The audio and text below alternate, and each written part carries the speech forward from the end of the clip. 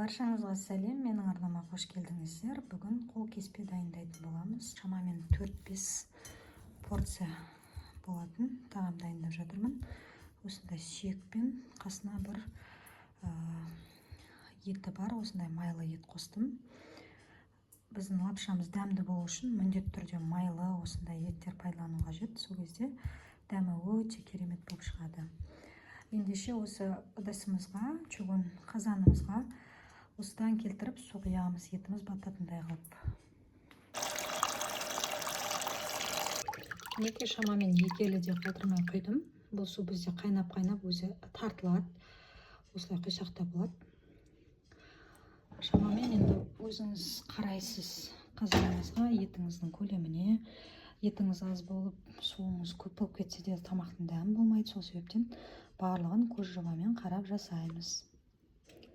Қатты отта әбден қайнағанша бетін жауып қайнатып аламыз.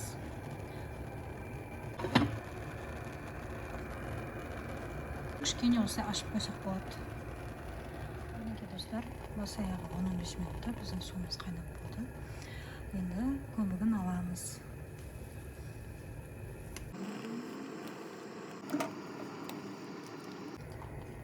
Көбігін алып, әбден сонан соң астын басып, шамамен 1,5 сағаттай қайнатамыз. Бұл бізде жастау малдың еті, тез піседі. Сонан соң картобын, лапшасын соларды саламыз, тұз саламыз.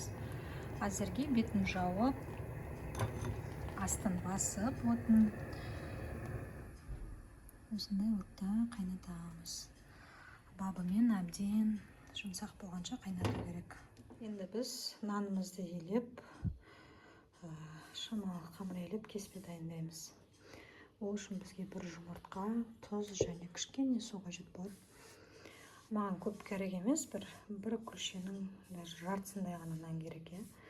Ол үшін біз бір жұмыртқа қосамыз. Бір жұмыртқа. Кішкене ғана су қосам. 50 грамм болады шығар. Сосын бір жарты қасыққа жетпейді, кішкене ғана тұз қосам. Алдымен осыларды араластырып аламын. Ұнымызды аз-аздан салып, нанымызды илейміз. Азғантай салып, бірінші басын біріктіріп аламын. Қатты да қылмаймыз, жұмсақ та қылмаймыз, орташа қылып жасаймыз.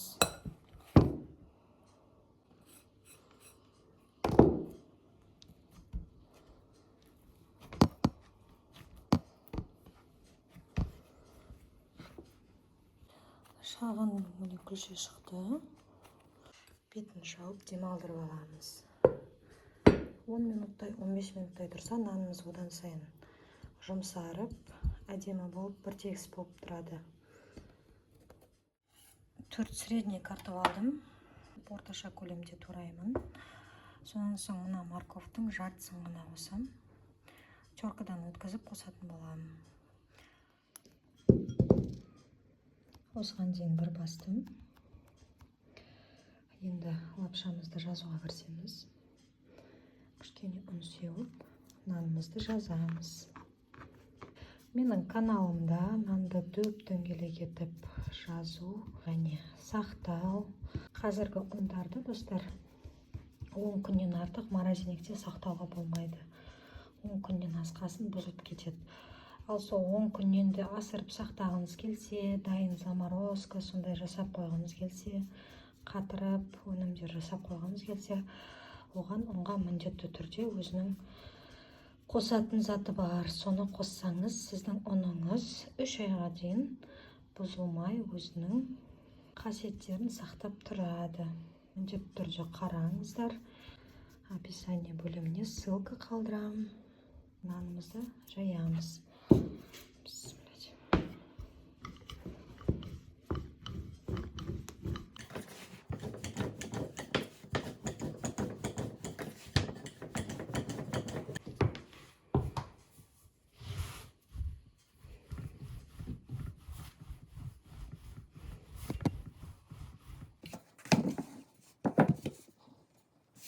Достар, шамамен 1,5 сағаттай уақыт өтті. Мінекей суы тартылған лапшамыздың. Әдемі қайнап жатыр.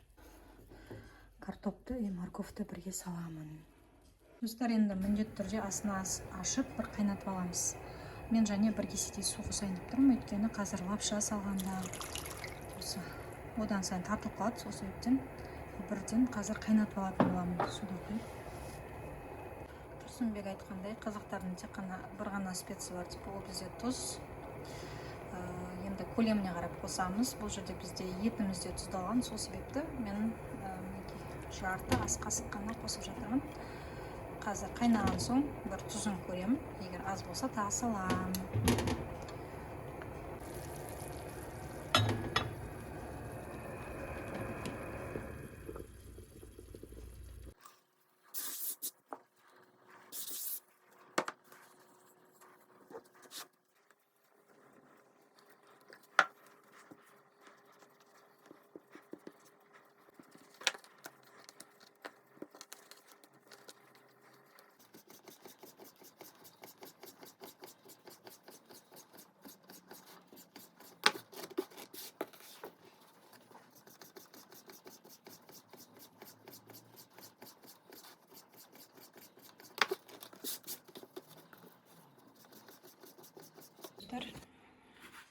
Кеспеміз дайын болды. Мен шамамен осылай қылып, қатты қалында қылмайым, осылай жасаймын. Қазір енді мен бұны барлығын салмайым. Тоже шамалы бір жартысын ғана салам шығармын, өйткені көп болып кетеді. Сосын сорпамыз қою болып кетеді. Маған қою сорпа керек емес, Вот, жартысын ғана қосам, кажется, осының. Қарап саламыз, көз мөлшермен қарап саламыз. Қалғанын морозилке салып қатырып тастаймыз.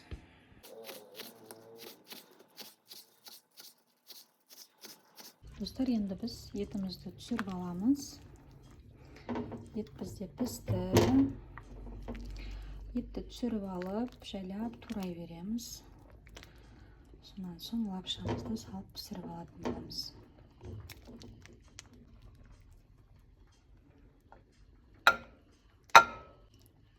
Күшті, прям еттің есі деген керемет болып шығып жатыр ғой.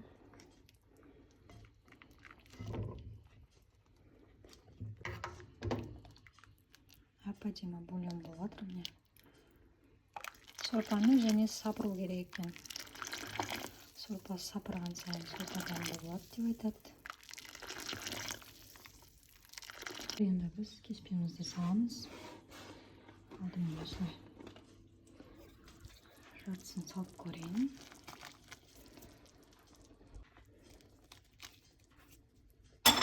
Осы жарып қалады. Бір қайнатып жіберемін. Астын басып, кішкене бір жай отта пісіріп аламыз. 4-5 минут. Бетін жабамыз. Неге лапшамыз пісуге жақындап қалды. Көк жуадан саламын барлығын. Сосын кішкене 1 минутта бетін жауып қоямын.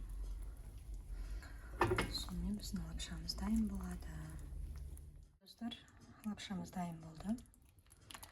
Енді әдемілеп майлы еттерінен салып, барлығын салып, жақсы етіп ұсынатын боламыз. Картопынан салып,